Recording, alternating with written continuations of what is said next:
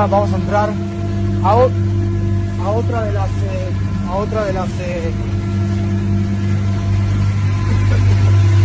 miren, mi amor, un niño chico, un bebé o un niño chico, ¿cuántos es un metro? अल्लाह पाक कुरान पाक में फरमाते हैं कि वतुइज़्ज़ु मन तशा वतुज़िल्लु मन तशा। क्या वो कोई है बंदा जिसको मैं इज़्ज़त दूं और कोई और इसको बेइज्जत कर सके?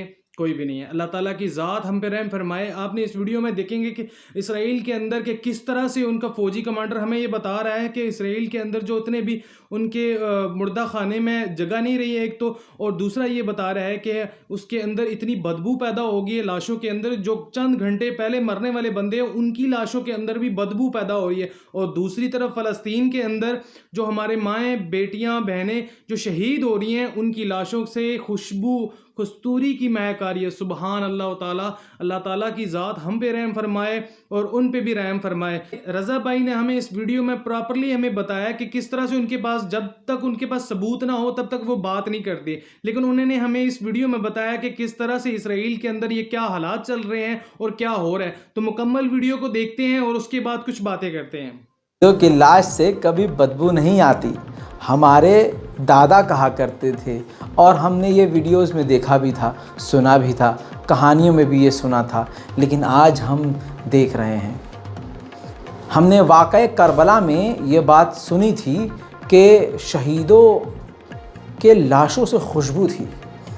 करबला के चारों तरफ फ़िज़ा में खुशबू ही खुशबू थी। हमारे आपके खून में बदबू आती है, कोई लाश पड़ी हो 1 घंटे के बाद बदबू आना शुरू होती है, लेकिन शहीदों की क्या बात है भाई, पहचान ही अलग है। मेरे दोस्तों, गाज़ा की बात बाद में करूँगा। क्या आपको मालूम है कि दर्जनों जो यहूदी सैनिक, इज़राइल के सैनिक मारे गए हैं गज़ा के अंदर, बिल्कुल -डिग्री टेम्परेचर के ख़तरनाक रेफ्रिजरेटर में उनके जिस्म को, उनकी लाशों को रखने के बाद भी बदबू आ रही है। ऐसी बदबू की चारों तरफ उसके खड़ा होना मुश्किल है।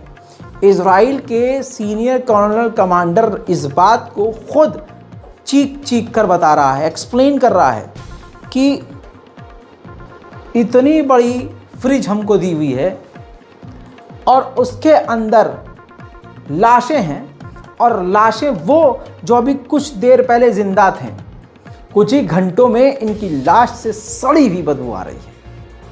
सुनिए, हस्बी अल्लाह नेमल वकील।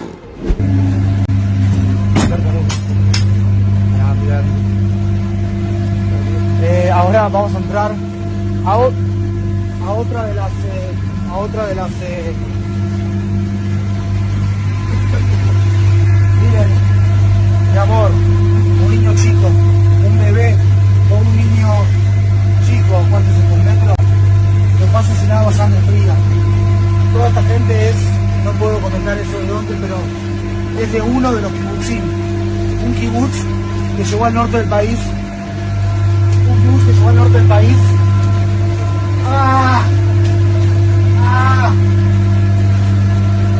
Llegó al norte del país, que llegó al sur del país hace años. Transformaron el desierto en campos florecientes, porque estaba allí en la zona del norte del desierto israelí, y construyeron, le dieron al mundo tecnología para frenar con la desertificación, agrotecnologías que saque Israel para todo el mundo, construyendo el futuro del mundo para darle de comer. अल्लाह अकबर। वहीं Gaza में बिना refrigerator के कई दिन तक लाशें रखी हुई हैं, बदबू नहीं है। लाशें कई दिन तक मलबों के नीचे दबी हैं, कस्तूरी खुशबू आ रही है। कस्तूरी खुशबू, ये गाज़ा के लोग खुद चीख चीख कर कह रहे हैं कि हमारे शहीदों की लाशों में से खुशबू आ रही है। मेरे दोस्तों, ये होती है शहीदों की पहचान। दोस्तों, यकीन नहीं आ रहा है, टिकटॉक बहुत चल रहा है वहाँ पर। टिकटॉक पर ये देखिए टॉप में क्या चल रहा है, Gaza dead bodies smells Musk, यानी कस्तूरी खुशबू आ रही है।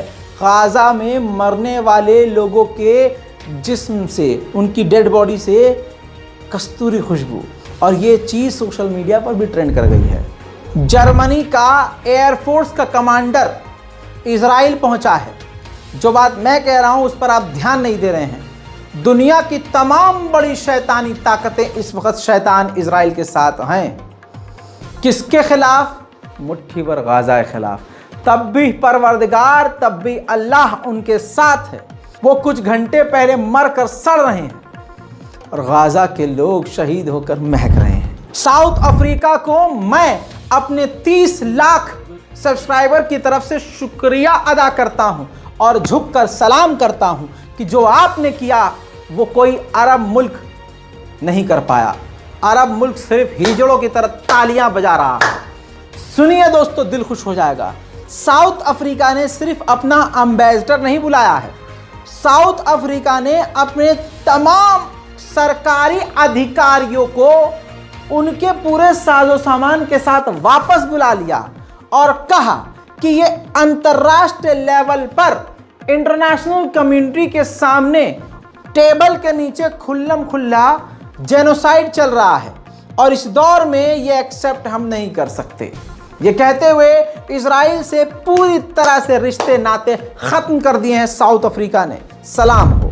हमास को निकालने की धमकी इजराइल दे रहा है कि गाजा से मिटा देंगे या निकल जाओ तुम खुद, और तुम्हारे गाजा को हम दूसरों को दे देंगे। हमास का बयान यह आया है कि हमें एक्सेप्ट नहीं है कि हम किसी और सरकार की कठपुतली बने और हम गजा में ही रहेंगे। अमेरिका ने खुद बताया है कि हमारे 45 अमेरिकी सैनिक बुरी तरह से घायल हुए हैं जो इराक और सीरिया में अमेरिकी बेसिस पर हमले हुए हैं, और इस वीकेंड में जो भी गुजरा है इस पर सबसे ज्यादा हमले हुए हैं। उधर इजिप्ट के ग्राउंड पर, बॉर्डर पर यूएई, गद्दार यूएई ने अस्पताल बनाया है और जहाज के जरिए इजिप्ट ह्यूमैनिटेरियन एड भेजी है। मैं खुद गाजा के लोगों से अपील करूंगा कि कम से कम यूएई की कोई सुविधा ना लें। अल अक्सा फ्लड ऑपरेशन के नाम से यमन में जबरदस्त मीटिंग हुई है। अंसारुल्लाह के लड़ाकों के साथ साथ कई संगठन इस मीटिंग में शामिल हुए।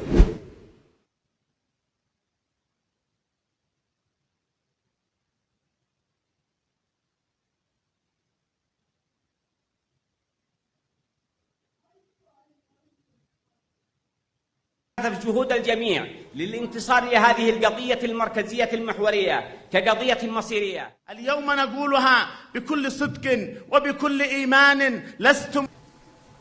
وهذا ما نراه الآن واضحا في دعم محور المقاومة للمجاهدين الفلسطينيين، حتى صارت المعركة هي معركة المحور وليست معركة الفلسطينيين وحدهم. فمن لبنان إلى اليمن للمعركة دعما وتأييدا للمقاومة في فلسطين.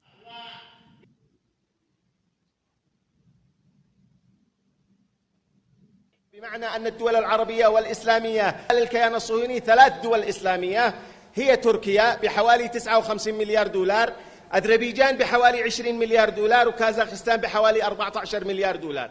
بمعنى أن من يزود الكيان الصهيوني بالنفط هي تلك الدول الإسلامية. وللعلم تركيا من أين تزودهم بالنفط؟ تزودهم من النفط العراقي المنهوب من حقل كركوك ويمتد إلى तुर्किया ومن ثم يتم تصدير. उधर इजराइल की इंटेलिजेंस ने कहा है कि गाजा के जितने भी सीनियर लीडर हैं सब के सब गाजा से बाहर हैं और बाहर से ही सब कुछ कर रहे हैं। तो सवाल यह है कि इजराइल फिर अपनी अम्मा को नचाने गाजा में घुसा है क्या, जब वहाँ हमास नहीं है। स्पेन के बार्सिलोना के जो पोर्ट पर काम करने वाले कर्मचारी हैं उन्होंने साफ इनकार कर दिया है कि हम इस शिप को हथियारों से लोड नहीं करेंगे। स्ट्राइक कर दिया है, ऑफिशियल स्टेटमेंट उनका ये है। याद रहे स्पेन भी भारी भरकम हथियार इजराइल को दे रहा है। वहाँ के लोगों ने इंसानियत दिखाते हुए साफ इनकार कर दिया है कि हम ये हथियार इस जहाज में लोड नहीं करेंगे। उधर दोस्तों बाइडेन ने अपनी पार्टी, अपनी सरकार से $14 बिलियन 14 बिलियन देने की रिक्वेस्ट की है कि इजराइल को दे जाएं ताकि वो अपना बचाव कर सके। और हथियार कहने का मतलब ये है कि भैया बचाव कुछ नहीं, गाजा का पूरी तरह से, फिलिस्तीन का पूरी तरह से सफाया कर सके। इस पूरी रिपोर्ट पर आपकी राय क्या है नीचे अपने कमेंट जरूर छोड़िएगा। चैनल को तो दोस्तों इस वीडियो में आपने देखा होगा कि किस तरह से ज़हनी मरीज़ बन चुका है इसराइल भी। इसराइल के अंदर अब बिल्कुल खोखला हो चुका है इसराइल भी। यहूदी जो जितने भी मर रहे हैं उनकी लाशों के अंदर से किस तरह से बदबू आ रही है, और अल्लाह ताला की ज़ात बड़ी रहीम है, करीम है कि मुसलमान जो शहीद हमारी माएँ बहनें हैं उनकी लाशों से किस तरह से कस्तूरी की खुशबू आ रही है। सुभान अल्लाह, ये अल्लाह ताला के काम होते हैं। हमारे बुज़ुर्गों ने कहा था कि जो शहीद होता है वो हमेशा ज़िंदा होता है और उसकी लाशों में से खुशबू आती है। तो देखें कि किस तरह से फ़लस्तीन के अंदर जितने भी शहीद हुए उनकी लाशों से खुशबू आ रही है। मेरा नाम है मोहम्मद अदील और आप देख रहे हैं मोहम्मद अदील व्लॉग। तो इस अगले व्लॉग में मिलते हैं, तब तक अपना ख्याल रखिएगा। अल्लाह हाफ़िज़।